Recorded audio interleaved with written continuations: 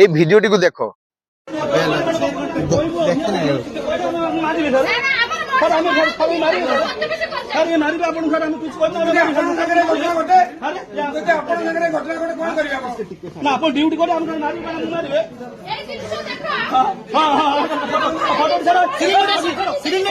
ଦେଖିଲ ନା? ଆଚ୍ଛା, ଇଏ ଗୋଟେ ଗୋଟେ ମେଡିକାଲର କୋଉଠିକାର ମୁଁ ଠିକଟା ଜାଣିନି, এটা ଗୋଟେ ମେଡିକାଲର। ଆଚ୍ଛା, ମେଡିକାଲର କେତେ ବର୍ଷ ହେଲାଣି ସେ ହସ୍ପିଟାଲ ହେଇଛି ତା ମୁଁ ଜାଣି ନାହିଁ।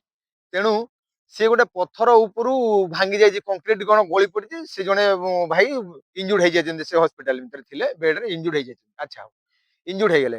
ଏଠି ମାନେ କେତେଟା ଘଇତା କରି ଛୁଆ ମାନେ ଅଛନ୍, ଆସିକି କିସ କହୁଛନ୍, ହେଇ ଦେଖରେ ନବୀନ ବାବୁ କରିଥିଲେ ବିକାଶ, ପାଣ୍ଡିଆନ ସାର୍ କରିଥିଲେ ବିକାଶ, ପାଣ୍ଡୁ କରିଥିଲା ବିକାଶ, ଦେଖ ପଥର ପଡିକି ହସ୍ପିଟାଲ ରୋଗୀ ଉପରେ ପଥର ଗଳି ପଡୁଛି, କଂକ୍ରିଟ ଫାଟି ଯାଉଛି।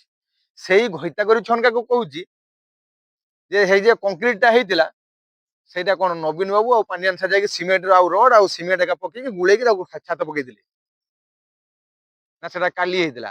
ଆଉ ତୁମରି ମାନେ କୁହ ଦର ଘଇତା କରି ଛୁଆ ମାନେ 24 ବର୍ଷ ନବୀନ ସାର୍ ଶାସନରେ ରହିଲେ ଯେତେବେଳେ ନବୀନ ସାରଙ୍କର କିଛି ବି ଗୋଟେ ଯଦି ତମେ ଅନୁଦାନ ପାଇଥାଅ ତମ ଛାତିରେ ହାତ ରଖି କହିଲେ ଶଳାଏ ଯେ ଆମେ ନବୀନ ସାରଙ୍କର ଗୋଟେ ଅବଦାନ ଆମେ ନେଇନୁ। ବିଶେଷ କରି ଗୋଟେ କଥା କହିବି ଯେ BSKY କାର୍ଡ ତମେ ଶଳା ନେଇଥିଲ ନା ନାଇଁ? ନବୀନ ସାରକୁ ଏଇଭଳିଆ କଥା କହିବା ପୂର୍ବରୁ ମୁହଁରେ ଟିକେ ସରମ କର ବେ, ଟିକେ ମୁହଁର ସରମ କର। ଶଳା ବାପ ବୟସର ଲୋକ ଯାହା ଓଡିଶା ପାଇଁ କି କରି ଯାଇଛନ୍ତି, ତମ ବାପା ଅଜା 14 ପୁରୁଷ ଆଇଲେ ବି ସେ କିଛି କରିପାରିବନି। ତେଣୁ ଟିକେ ମୁହଁରେ ଲଜ୍ଜା ରଖ, ନବୀନ ସାରଙ୍କୁ ଏ କଥା କହିବା ପୂର୍ବରୁ ଆଉ ପାଣ୍ଡ୍ୟା ସାରଙ୍କୁ ଏ କଥା କହିବା ପୂର୍ବରୁ।